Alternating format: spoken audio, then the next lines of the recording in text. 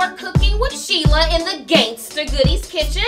And y'all know I love when I have men in the kitchen, right? So today we have Phill Glynn. And Phill Glynn is running for mayor of our great city. So what a treat, y'all. And I know you guys cannot wait to hear from him. So Phill, can you say hello to everyone? Hi everybody, how are you doing? My name's Phill. Awesome. And he can cook too, y'all, okay? And so he's going to show us something that is, he likes to cook and he's pretty good at it. So what are you going to show us? Okay, so you're in for a treat tonight. I think you're really going to like this. Okay. This dish is called Salmon Rillettes. Okay. It's fresh salmon, smoked salmon, some good spices here. It's got a little bit of butter, a little bit of lemon juice. This is going to be something great for people to set out during the holidays when you got those relatives around that are starting to get a little hungry while you're in the kitchen doing the hard work. Yes. They need a little something to snack on. Salmon Rillettes is going to solve your whole problem. Awesome, awesome. Okay, so let's get started. So we've already done most of the hard work. We've diced up all of the vegetables that are going into this. We've cut up the butter, the lemons. We've sliced up this smoked salmon. So we need to take this fresh salmon, which is really the only thing that we had to cook. Okay. And we need to flake it up into small pieces and get these bones out of there. Awesome. Because everybody's already going to be, you know, they're already hungry, they're already a little grumpy. If somebody gets a salmon fish bone. Oh yeah, that's not going to be pretty. No, it's not going to go over well. Okay. So we'll get all of those out there. So should I move this a little closer to you? Yes, please. Okay, there we go. So as Phill is flaking this salmon and getting the bones out and ready for us, so like I said, Phill is running for mayor. And so, Phill, are you from Kansas City? Yes, born and raised. My family's been in Kansas City for a couple of generations. Okay. I grew up over by the plaza, kind of in that neighborhood. Okay. Grew up in Visitation Catholic School, Catholic Parish. Okay. Born and raised in that part of Kansas City. Went away for college. Graduated college in 2003. Okay. Spent the next year living abroad, and then convinced my wife, my girlfriend at the time, who was a year behind me in school. Okay. I came back from France, went to her graduation at Wake Forest University, where we both went, and then put her stuff in a U-Haul after graduation, brought her back to Kansas City, and been here ever since, yeah. Wow. Yeah. And so, Phill, you have a family? Yes. Yes, I do. I have 3 kids. Okay. So my wife, Elizabeth, and I have a 10-year-old daughter named Maeve. Okay. And right now, she's our cook. She likes to spend time in the kitchen. Okay, that's awesome. So Maeve's a cook, and then my son, who's 8 years old, is named Zeke. Okay. And he likes to eat. Okay. So he's, you know, you need that too. That's helpful to have in the kitchen. Absolutely. Absolutely. And then their little sister, Blythe, is 5 years old. Okay. Yeah. Okay. Awesome. Awesome. And our focus as a business is we work nationwide, but we work with Native American communities. Ah, okay. Yeah. So our clients are Indian tribes, Alaska Native communities, and Native Hawaiian communities. Okay. And our clients use our services to build affordable housing and grocery stores and schools and small businesses and a lot of infrastructure financing. Awesome. So it's our job to find the investors to accomplish the goals that our clients set for their own communities. Awesome. And we just kind of mash the two together. Okay. So as this comes together, it's going to start to look like a pate or like a meatloaf. Got it. Got it. With all these different ingredients mixed into it. Okay. Okay. So now what we need to do is just kind of start putting them in there one at a time. Got it. Okay. So I'm kind of thinking we've got the fish in there pretty well mixed up. Okay. Now we need to put some of these other things in there that are going to give it more of like a liquid consistency. Okay. So I think it's time to put in the lemon juice. Let's do it. Ready to do it? Yes. Okay. I have lemon juice. I love it. Because I was already crying when I was cutting up these shallots from earlier. Yes. I don't want to start crying on camera. I got that good cry out of my system back in the kitchen. Ah, look at there. Okay, so next in, which will help a lot with the consistency, is this butter. So, like any good dish around the holidays, butter. It's got a whole stick of butter in it. Yes, so yes. You're not going to get a lot of complaints about anything that's got this much butter in it. No, we like butter. Real butter makes everything better. Put it in the fridge for however much time you have. Okay. Ideally, you would want to let this sit overnight. Got it. So when you do that, it really, the lemon juice and some of the other ingredients in here really go to work on it. And give it a really nice consistency and a nice taste. Okay. And if it sits all night, then you pull it out of the fridge when people start showing up and start, you know, complaining that they need something because the turkey's not ready yet. Yes. It'll come out and it'll be nice and it'll have this great salty, lemony taste and it'll be nice and cold. and you can just have people put it on crackers or put it on little pieces of bread. You can really kind of put the rest of the stuff in any order. Okay. So I think what should go in next is these shallots. Okay. So this recipe, you know, what I like about this recipe is I'm a good, my wife is really the cook in our family. Okay. And she can bake, she can grill, she can do it all, right? And you know, since you also are one of those experienced cooks. Yeah.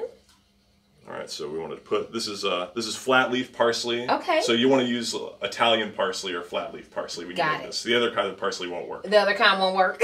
I don't really know why it won't work, but it's in the cookbook it says it won't work. So, all right, so next is 2 teaspoons of capers. Okay. Capers give it kind of a nice olive sort of flavor. Yes. Absolutely. Capers are good. Looks like all we have left is the mustard. Oh, the lemon zest. Yeah, we got lemon zest, we got mustard, salt, and pepper. And then this dish also calls for 2 tablespoons of cognac or brandy.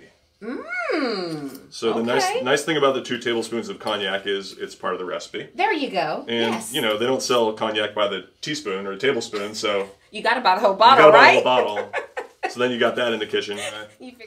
Now I think that this is a teaspoon thing. Okay. Yep. Teaspoon, tablespoon. Again, we're not baking here. No, we're not. We're so there's no exact science. Yeah. Yes. It's up to the chef's discretion. How about that? It is. Yes. Yeah. Well, usually, you know, there's not somebody watching. The cameras aren't rolling, so you can get away with. This is like behind the scenes version of this dish. There we go. We're going to get a chance to taste this. And so we're going to take a quick break, y'all. And when we come back, I get to tell you how fire it is. And then we're going to sit down and we're going to ask Phill some of those questions that you guys sent me that you want to ask. So I'm going to ask them on your behalf. So we'll be right back, y'all. Hey, y'all, we are back, and I get a chance to taste this salmon rillette. That's right. I said it right. You got it. So let's just dig in and taste it so I can tell you guys how fire it is. And it might fall apart a little bit on you, but it's one of those things where it's going to crumble a little bit, but that's okay. It's supposed to happen.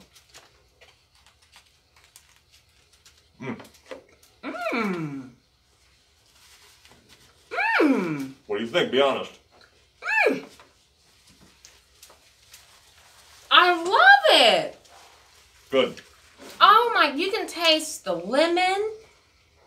You can taste the smoked salmon. Oh my goodness! You guys, this is a perfect appetizer to serve at your holiday gatherings. Oh my God, it's fire. Y'all know what I like to say. Oh my goodness, this is so good. Yeah, I'm glad you like it. You know, our crime rate here in Kansas City is off the roof for some reason. Right. Education, jobs, employment, affordable housing, and economic development. So share a little bit with us about, you can just take anyone you want to pick first and talk about. I really believe that all of those things are connected.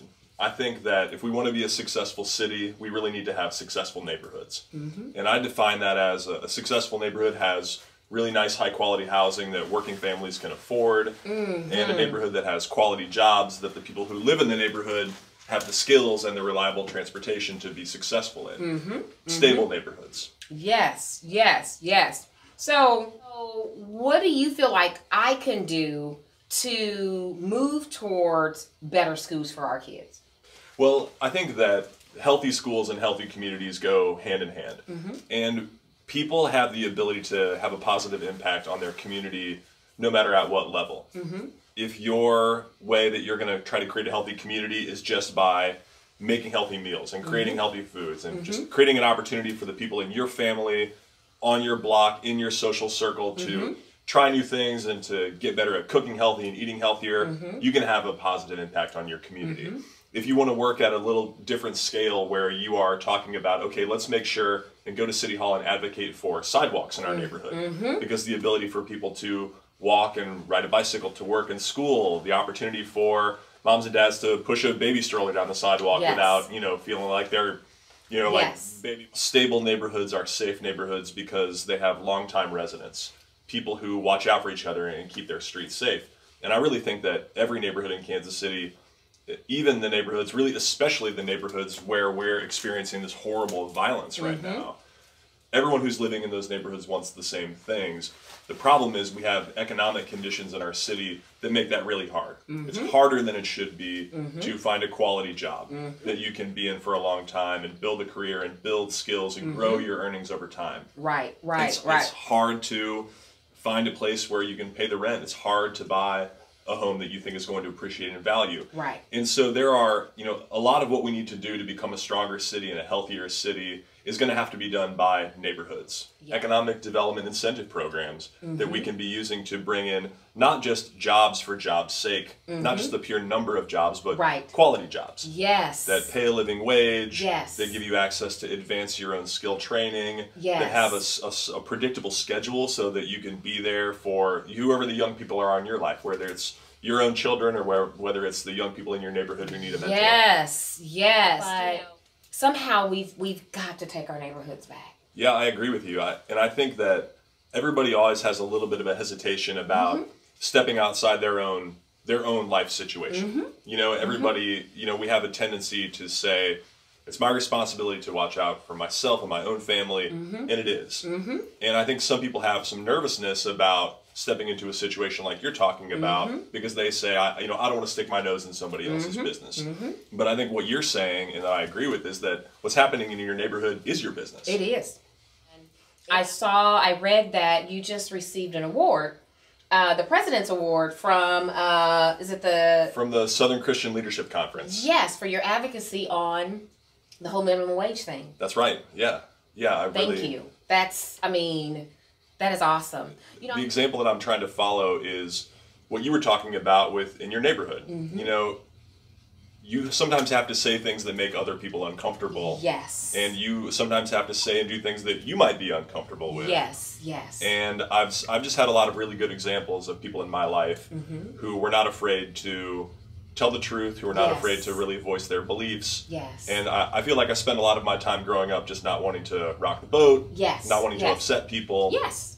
And as I grew older and as I saw these experiences, saw these examples in my life, like my parents and some relatives and just the people in the church community that I grew up in. And then as I got into political life in Kansas City, I really started to admire people who were not afraid to speak their mind. Absolutely. And I've really tried to model myself off of those people. And I've come to a point where I just think that we have a great city. Yes, I agree. We have a great community here in Kansas City.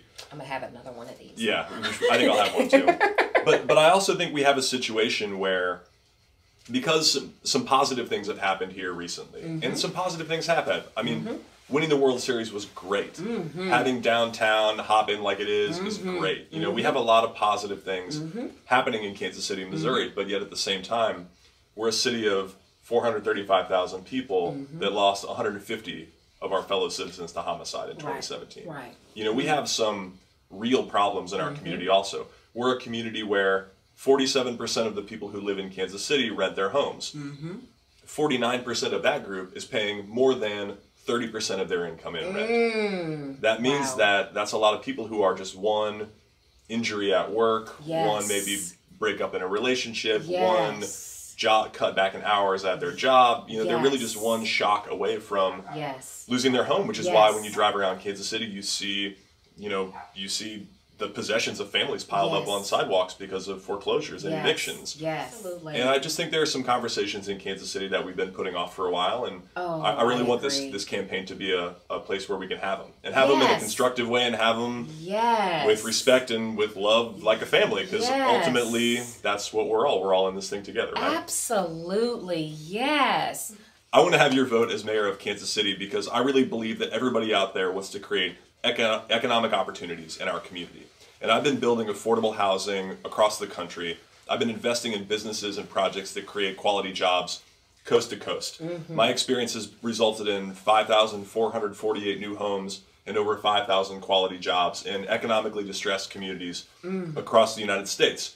And we've been doing that through a model of community-based economic development, where we work with community leaders and ask the question, not what do people at City Hall want, but what do you want for your own neighborhood? Yes, yes. And then it will be my job as mayor to make that happen. Yes. And so the reason I would love to have your vote and I would love to have your support is, I think we all agree that that's what we need in Kansas City, and I have the most experience of anybody else who's running for mayor in doing those things. So the Facebook page is Phill Glynn for mayor. The Twitter handle is @GlynnKC. We're on Instagram @Glynn4KC, like the number 4. The website is phillglynn.com. And my name is spelled PhilGlynn. And at phillglynn.com, there's a video there that I'll put a plug in for because my beautiful family is in this video. And my wife looks beautiful and the kids are all being cute in the video. So, all right, cool. So check out the video and read the platform. It's called Platform and Values. You'll see everything that I stand for, what the campaign has been about.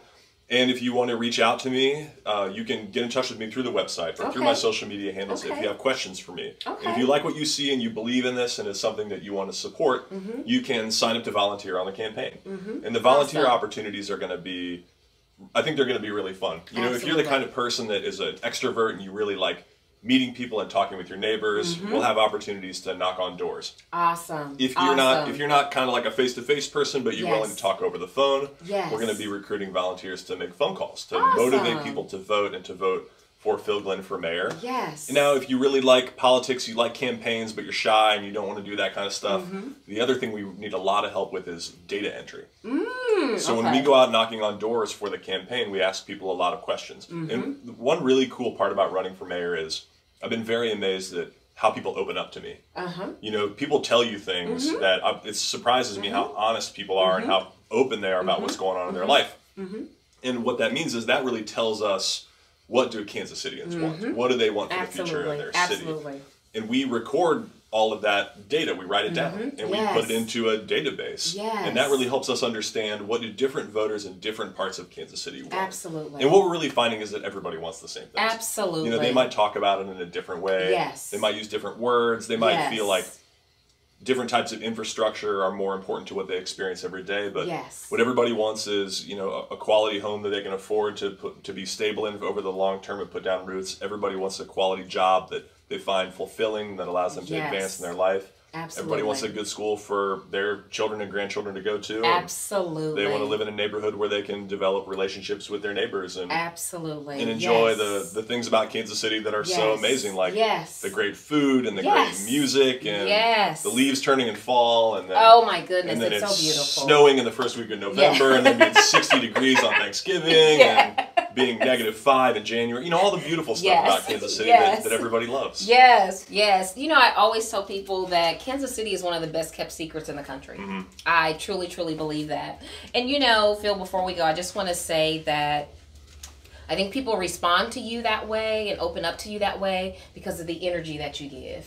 It's very positive. It's, you know, it's loving.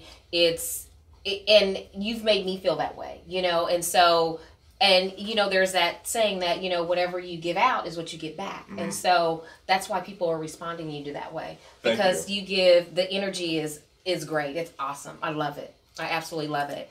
And so we'll put up all of your social media handles so people will be able to tap in. And Kansas City, thank you so much for watching. And check Phill out. He's going to be our next mayor, y'all. Peace out. Great to meet you. Bye-bye. Who's going to have this last salmon roulette? I think is the only question. This last one's for you, Kansas City. Yeah. Just for you.